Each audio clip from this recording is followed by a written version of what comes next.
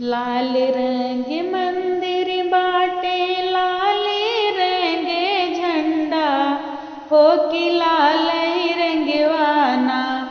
लाल रंग सोहेली चुनरिया हो कि लाल रंगवाना।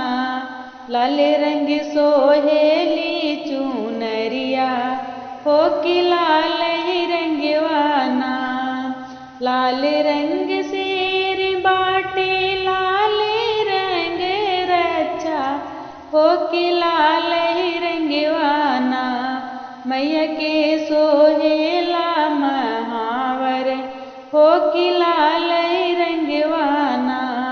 मैया के सोहेला महावर हो कि लाल रंगवाना।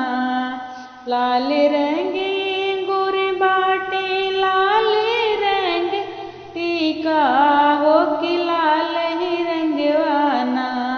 मैया के सोहेला टिकुलिया हो कि लाल रंगवाना।